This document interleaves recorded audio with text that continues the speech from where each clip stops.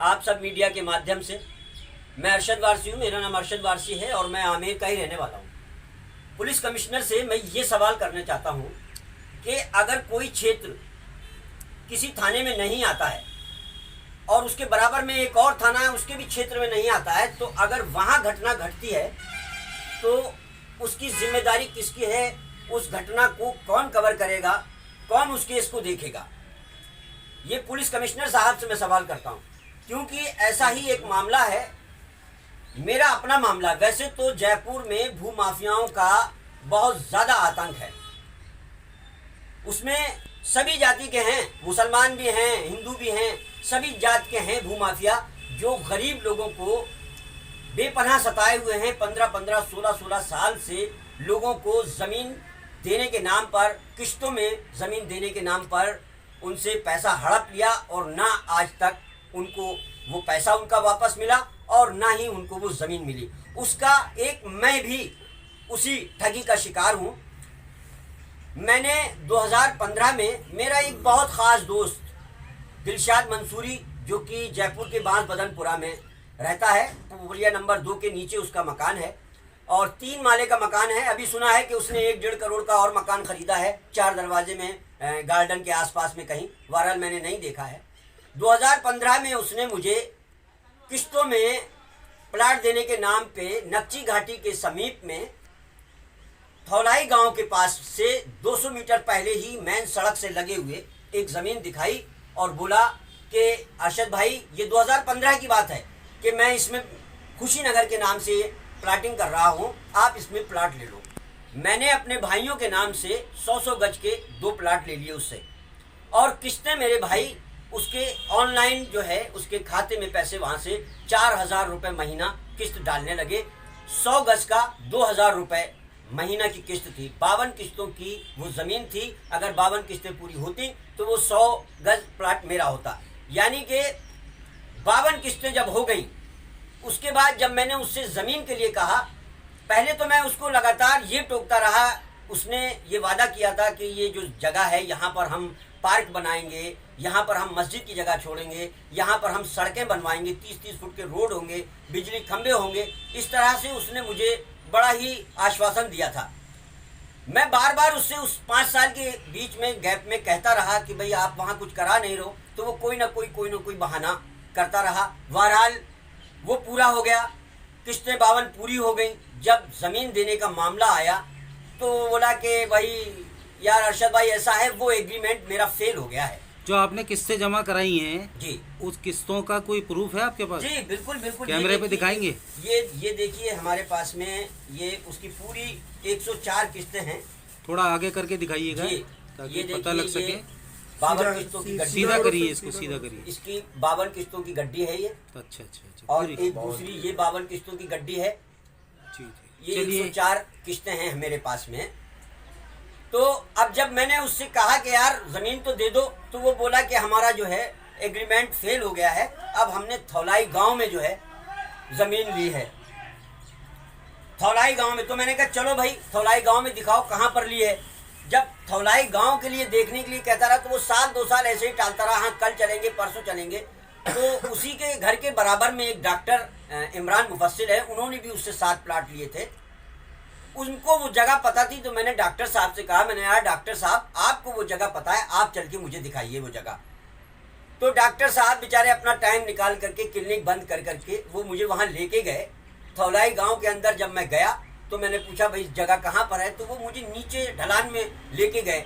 जब मैंने वहाँ का नज़ारा देखा तो मैं देखकर दंग रह गया। वहाँ तो मुख्यमंत्री सड़क योजना का बोर्ड लगा, वहाँ वाटर बॉक्स का बोर्ड लगा, यानी कि 81 की बाढ़ वाला मामला वहाँ सामने नजर आया। वो तो नकदी, थौलाई नकदी। तो मैंने उसको वहीं से फ़ोन किया, मैंने कहा यार भाई दिलशाद भाई ये तो नकदी है।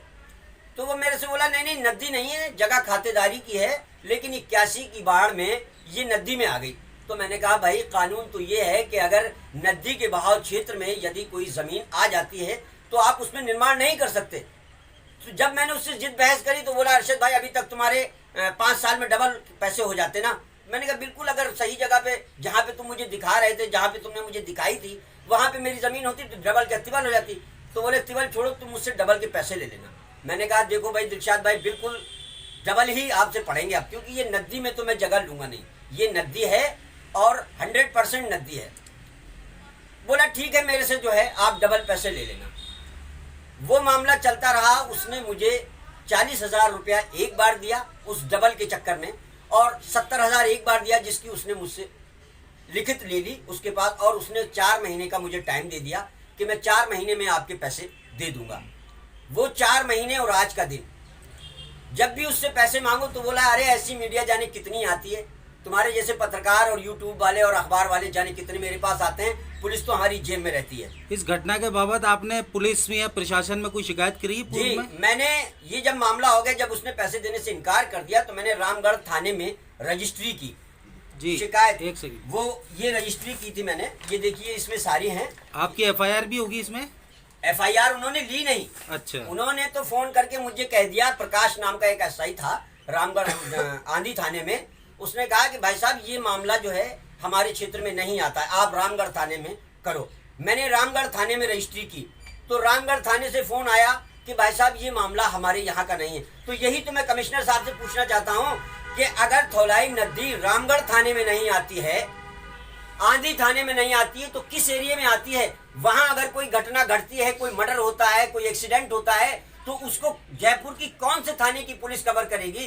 कौन सी उसको जो है एफआईआर उसमें लिखी जाएगी? आपका कहने का मतलब है पुलिस प्रशासन की तरफ से आपको कोई सहयोग नहीं मिल रहा कोई सहयोग नहीं मिला। मैंने वहां के बाद में, अच्छा एक और उसकी मैंने जब पहुंच देखी, उसने एसआई ने, प्रकाश ने मुझे आंधी थाने बुलाया और मेरा बोला हम तुम्हारा जो है स्टेटमेंट लेंगे, तुम्हारा जो है बयान लेंगे, आप बताओ कैसे कैसे किया। मैंने उसको सारी स्थिति बताई, वो लिखता रहा। मैं उसको साफ साफ बता रहा हूँ कि 1,10,000 का उसके पास एग्रीमेंट है, उसने उसके पास लिखित है, लेकिन फिर भी वो प्रकाश लिख रहा है 2,10,000। ये देखो, वो मैं नहीं, मेरी तो नजर नहीं पड़ी, क्योंकि मैं तो विश्वास कर रहा था कि भाई लिख रहा है ये।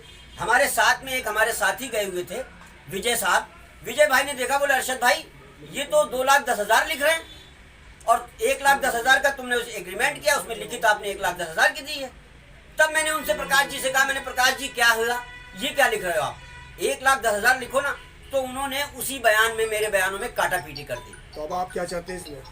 मैं तो ये चाहता हूँ कि मुझे वो, या तो उसने जो वो जगह दिखाई थी मुझे पहले, उसमें दे जगह मुझे, या मेरा जो है डबल पैसा जो 3,30,000 बाकी रह गया है वो मुझे चाहिए, अन्यथा उसके ऊपर कार्रवाई हो। पहली बात तो ऐसे बहुत सारे भूमाफिया हैं, प्रशासन को चाहिए कि ऐसे भूमाफियाओं की जांच करे, उनकी प्रॉपर्टी की जांच करे और उनको जो है गिरफ्तार करे, उनके ऊपर कार्रवाई करे, सख्त कार्रवाई करे। पुलिस प्रशासन इस पर देखता ही नहीं, नजरअंदाज कर रहा है। कांग्रेस की सरकार थी, पूरी 1 साल निकल गया, कांग्रेस मुख्यमंत्री को भी मैंने लेटर लिखा, कमिश्नर को भी लेटर लिखा, एसपी साहब को भी लेटर लिखा, कलेक्टर साहब को भी लेटर लिखा, लेकिन 5-5 जगह कर लेटर लिखने के बाद में किसी एक अधिकारी ने, किसी एक मंत्री ने, किसी एक प्रशासनिक अधिकारी ने उस पर कोई कार्रवाई नहीं की, कोई तवज्जो नहीं दी। सर आपका नाम?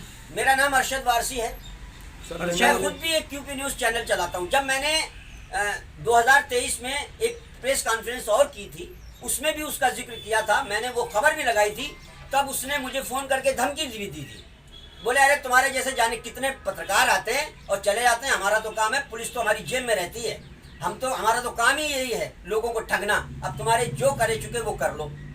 तो मेरा आज ये आप सब भाइयों को प्रेस कॉन्फ्रेंस करने का मतलब, आप जो मीडिया भाई मेरे भाई हैं, मेरे साथ में जो मेरा सहयोग करने आए हैं, वो सिर्फ यही मैं चाहता हूँ कि आप लोगों के माध्यम से, आपके चैनल के माध्यम से प्रशासन तक ये बात जाए, पुलिस कमिश्नर तक ये बात जाए, यहाँ के विधायक और यहाँ के मंत्री संतरियों तक ये बात जाए, और इन भूमाफियाओं की, एक यही दिलशाद मंसूरी नहीं, ऐसे बहुत सारे हैं जो बेचारे गरीब लोगों को, पिछली बार जब मैंने बात बदनपुरा में प्रेस कॉन्फ्रेंस करी थी, कम से कम 50 लोग आ गए थे जो भूमाफियाओं से प्रताड़ित थे।